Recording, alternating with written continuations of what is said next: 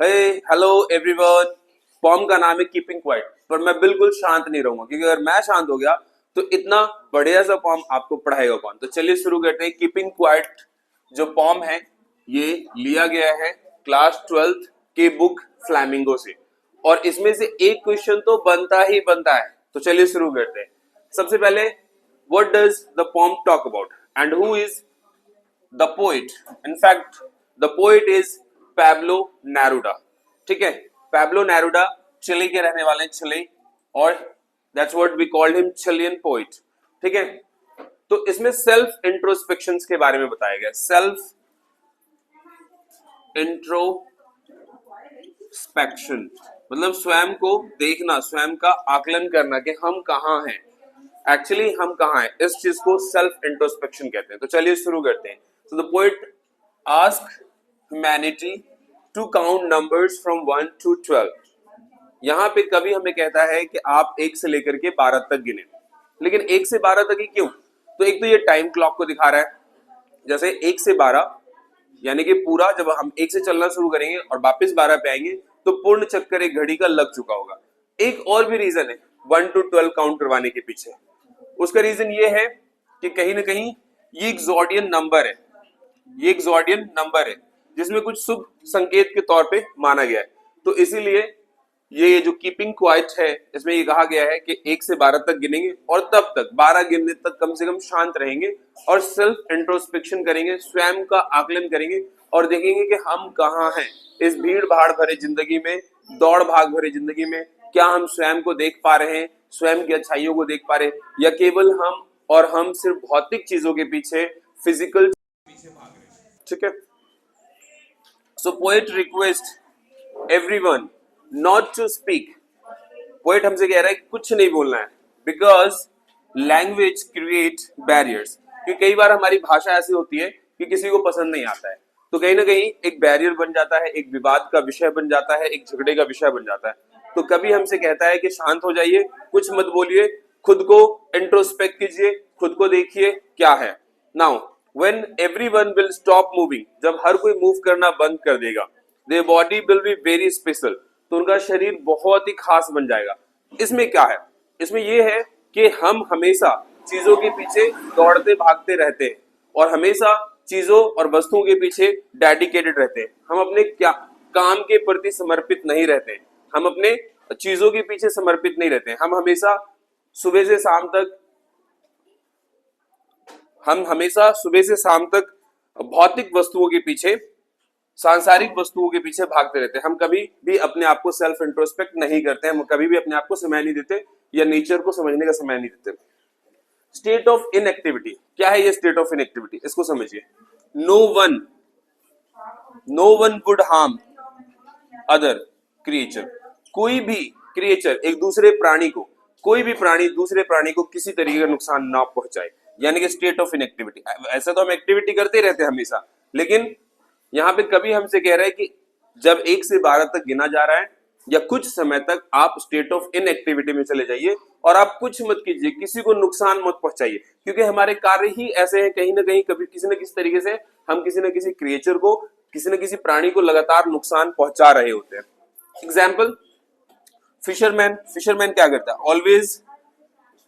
Always hunts और catches the fish, और its prime function is to fishing. तो यहाँ पे नेरुडा ये कह रहे हैं फिशरमैन से, stop hunting for some time, stop fishing for some time, नुकसान मत पहुंचाओ। इसी तरीके से सॉल्ट गैदरर के बारे में कहा गया, नमक इकट्ठा करने वालों के विषय में। वो हमेशा नमक इकट्ठा करने की वजह से उनके हाथों में छाले पड़ जाते हैं, हाथ कट जाते हैं, काफी ज्यादा घाव हो जाते हैं। तो कह रहे कुछ समय के लिए रिलैक्स हो जाओ, मत करो ऐसा। एंड जो लोग नेचर के डिस्ट्रॉयर है, those who destroy the nature, उनसे भी नेरुडा का कहना है कि स्टॉप फॉर सम टाइम और go in an state of inactivity. Who prepare for victory, और खास करके वो लोग जो हमेशा दुनिया को जीतने में लगे रहते हैं, जो हमेशा विक्ट्री की बात करते रहते हैं, युद्ध की बात करते रहते हैं, जीत की बात करते रहते हैं और कहीं ना कहीं मानवता को नुकसान पहुंचाते रहते हैं। तो उससे नेरुडा का साफ कहना है कि आप थोड़े देर के लिए इनएक्टिव हो जाइए। ठीक है, now no one will harm himself और एनी अदर पर्सन। कोई भी व्यक्ति अपने आप को या फिर दूसरे व्यक्ति को नुकसान ना पहुंचाए। कोई भी व्यक्ति अपने आप को या फिर दूसरे को नुकसान ना पहुंचाए, ऐसा स्टेट ऑफ इनएक्टिविटी में जाना है।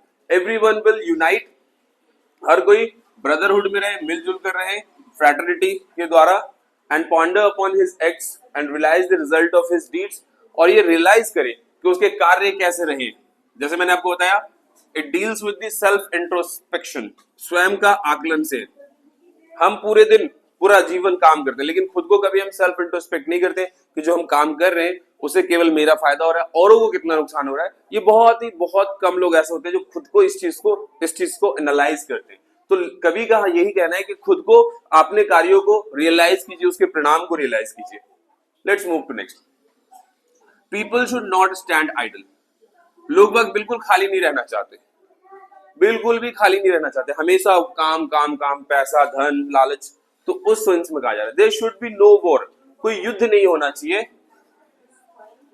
क्योंकि कभी यहाँ पे कह रहा है कि उसे देख करके, युद्ध की स्थिति और परिणाम को देख करके बहुत बुरा लगता है। जब वो लाश भर भर के ट्रकों में आते हैं, truck laden with dead bodies, तो वो चीज उसे बहुत बुरा लगता है। तो वो कहता है there should be no war, there should be peace, there should be brotherhood, there should be fraternity. तो इस तरीके की बातें करता है। Poets want to promote brotherhood and peace, कभी ब्रदरहुड, भ्रातृभाव पैदा करना चाहता है और शांति का संदेश देना चाहता है। एवरीवन इज वर्किंग कंटिन्यूअसली, लगातार काम कर रहे जा रहे हैं, and to achieve one's goals, हर कोई अपने गोल्स को, अपने लक्ष्य की पूर्ति में लगा हुआ है, अपने लक्ष्य को साधने की दिशा में लगा हुआ है। उसका परिणाम नहीं सोच रहे, उसका भाव नहीं समझ रहे, केवल और केवल उद्देश्य देख रहे हैं। तो ये चीज कभी हमें ऐसा करने से मना कर रहा है। People wants get everything quickly, एक तो सबसे बड़ी बात यह है कि लोग बहुत जल्दी रातों रात सफल होना चाहते हैं, रातों रात धनी हो जाना चाहते हैं, रातों रात मालदार बन जाना चाहते हैं, और वो ये नहीं देखते कि इसके पीछे लोगों का या प्रकृति का कितना नुकसान हो रहा है ना। वो जंगलों को काट रहे हैं, जंतुओं को मार रहे हैं, इस प्रकार से और भी कई ऐसे डायरेक्ट और इनडायरेक्ट एक्टिविटी है जिसकी वजह से कहीं ना कहीं किसी न किसी तरीके से कुछ प्राणी जगत को नुकसान पहुंच रहा है। तो we are in the mad rush, हम लोग पागलपंती वाले होड़ में है, एक दौड़ में है जहां पे धन माया के पीछे सभी लोग लगे हुए। तो कभी हमसे ये कहना चाह रहा है कि ये करना ठीक नहीं है। We should be happy in what we have, सबसे पहले तो हमें संतुष्ट होना चाहिए, जितनी भी संसाधन है हमारे पास बहुत है। We should be happy in that what we have, हमें खुश होना चाहिए। लेकिन इंसान है, मनुष्य है कि वो कभी भी उसे संतुष्टि नहीं होती है। ठीक है, एक चीज आ गया, दूसरा और चाहिए, तीसरा चाहिए, इस तरीके से। Overcome from fear of death and relax, RELAX। तो अपने डर से ऊपर आइए, मृत्यु के भय से ऊपर आइए। मृत्यु तो सत्य है, वो तो आना ही आना है। तो कभी हमसे ये कहना चाहता है कि अपनी मृत्यु के भय से ऊपर आइए, रिलैक्स रहिए, बिल्कुल आराम से रहिए, चीजों को एंजॉय कीजिए। ठीक है, जो भी जितनी भी संसाधन है आपके पास, आप संतुष्ट रहिए और भौतिकवादी मत बनिए। डोंट बी मटेरियलिस्टिक, हमेशा चीजों के पीछे मत भागिए, है ना।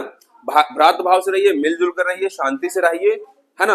और सबसे बड़ी बात, आप अपने कार्यों का सेल्फ इंट्रोस्पेक्शन करते रहें, कुछ देर के लिए शांत रहें और देखें, स्वयं का आकलन करें कि जो भी चीजें हैं ईश्वर ने आपको दिया है या प्रकृति ने आपको दिया है या आपके देश ने आपको दिया है, तो क्या वो आपके लिए पर्याप्त है। तो यदि नहीं भी है तो भी आपके लिए बहुत है। आप उसको समझिए कि जो भी संसाधन है आपके पास पर्याप्त है। ऐसे बहुत सारे लोग ऐसे भी हैं जहां आप हो उससे तो वो बहुत ज्यादा नीचे, उनके पास कुछ भी नहीं है। तो we should be little bit happy what we have and we should be relax, डरना नहीं है। That overcome from the fear of death and relax. Now keeping quiet can help us, keeping quiet क्या कर सकता है हमें, शांत रहने से हमें क्या मिल सकता है। तो it can help us to realise, ये हमें महसूस करने में मदद कर सकता है the purpose of our life, कि हमारे जीवन का मकसद क्या है ना। What is the purpose of our life. And जब तक हम अपने जीवन का उद्देश्य नहीं समझेंगे तो हम उद्देश्य विहीन होकर के जिएंगे। तो हमारे जीवन का उद्देश्य केवल भौतिकवादी बनना नहीं है, केवल हिंसा करना नहीं है, बल्कि मानव है, हम मनुष्य हैं, तो शांत स्वभाव से भी हमें रहना चाहिए। हमें सोचना चाहिए अपने विषय में भी, औरों के विषय में भी, अपना भला साथ ही साथ दूसरों का भी भला करना चाहिए। तो हमारे जीवन का मकसद क्या है, इसको हमें समझना होगा। और कभी ये कह रहा है कि अब मैं फिर से 12 तक गिनूंगा, आई विल काउंट 12, और आप शांत रहिए, खुद को सेल्फ इंट्रोस्पेक्ट कीजिए, अपने कार्यों को सेल्फ इंट्रोस्पेक्ट कीजिए और देखिए कि आप कहां तक अपने कार्यों का आकलन कर पा रहे हैं। उन कार्यों से आपको यदि फायदा पहुंच रहा है तो क्या किसी को नुकसान तो नहीं पहुंच रहा है। तो इसे अच्छे से पढ़िए, अच्छे से समझिए और मिलेंगे एक ऐसे इंटरेस्टिंग से नेक्स्ट वीडियो में। All the best.